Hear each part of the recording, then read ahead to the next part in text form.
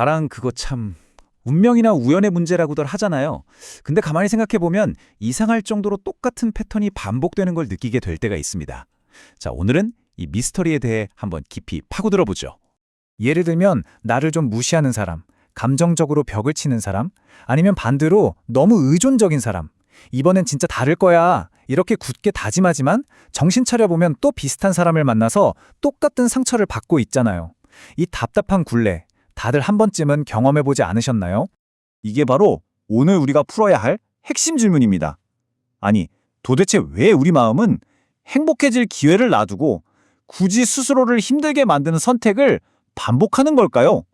그 이유를 지금부터 파헤쳐 보겠습니다. 자, 그 미스터리를 푸는 첫 번째 열쇠가 바로 여기 있습니다. 그건 바로 행복감보다 우리뇌를 훨씬 더 강력하게 지배하는 힘, 익숙함이라는 감정입니다. 이게 무슨 말이냐면요.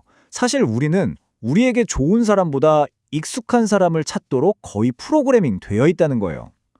처음 느껴보는 안정적인 행복은 왠지 낯설고 불안하게 느껴질 수 있지만 늘 겪어왔던 그 익숙한 고통은 아이러니하게도 예측이 가능하니까 오히려 안정적이라고 착각하는 거죠. 우리 마음속에는요, 저마다 사랑의 지도라는 게 그려져 있어요. 어릴 때 부모님이나 나를 돌봐준 사람들과의 관계를 통해서 만들어진 일종의 무의식적인 사랑 내비게이션 같은 거죠. 아, 사랑이란 바로 이런 느낌이구나 하고 새겨진 설계도랄까요? 그래서 이런 일이 벌어지는 겁니다. 머리로는, 즉 의식적으로는 친절하고 나를 존중해주고 안정적인 사람이 최고야 라고 외치죠. 하지만 저 깊은 곳의 무의식은 어릴 때 느꼈던 그 익숙한 감정들, 어쩌면 그게 혼란이나 불안 같은 것이었더라도 그걸 재현해줄 사람을 찾아 헤매는 겁니다. 이 머리와 가슴의 충돌이 바로 비극의 시작인 셈이죠. 만약에 어릴 때 느꼈던 사랑이 늘 아프고 불안하고 무시당하는 감정과 뒤섞여 있었다면 어떨까요? 그럼 우리 잠재의식은 사랑은 원래 이렇게 아픈 거야 라고 학습해버려요. 그러니 다 커서 만난 나한테 마냥 다정하고 안정적인 사람은 아무런 설렘을 주지 못하는 거죠. 오히려 내 감정을 마구 뒤흔드는 사람에게서 아, 이게 사랑이구나 하는 강렬한 끌림을 느끼게 되는 겁니다. 자, 근데 이게 전부가 아닙니다. 더 깊은 곳으로 한번 들어가 볼게요. 우리가 이런 선택을 반복하는 데에는 두 번째 이유가 숨어 있습니다. 그건 바로 과거를 어떻게든 고쳐보려는 우리 무의식의 처절한 시도와 관련이 있어요. 심리학에서는 이걸 재경험이라고 부르는데요. 쉽게 말하면 과거의 상처 재현하기 같은 거예요. 해결되지 않은 과거의 문제를 풀기 위해서 무의식적으로 그때와 비슷한 상황을 다시 만들어내는 거죠. 그래서 어린 시절 나에게 상처를 줬던 사람과 꼭 닮은 파트너를 고르게 되는 겁니다. 이게 참 안타까운 시도인 게 무의식적으로는 이런 거예요. 그래, 이번에는 달라. 내가 이 사람을 잘 변화시켜서 과거에 받지 못했던 그 사랑을 기어코 얻어내고 말겠어. 뭐 이런 위험한 희망을 품는 거죠.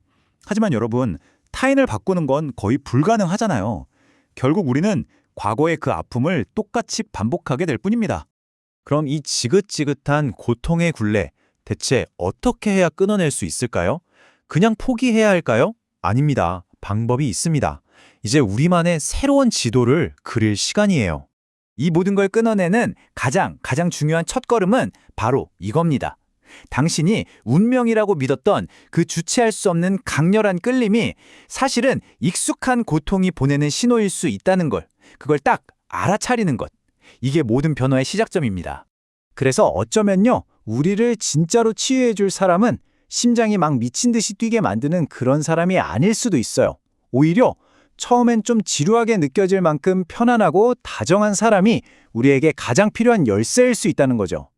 그 평온함, 그게 바로 우리가 한 번도 맛보지 못했던 진짜 건강한 사랑의 시작일 수 있거든요. 익숙하지 않아서 낯설게 느껴질 뿐입니다. 결국 우리가 찾아야 할 사랑은 우리를 감정의 롤러코스터에 태우는 게 아니라 내 존재 자체를 편안하게 만들어주는 관계입니다. 이제 당신의 무의식이 이끄는 그 익숙한 길 대신 당신의 의지로 선택하는 새로운 길 위에서 진짜 평화를 찾으시길 바랍니다.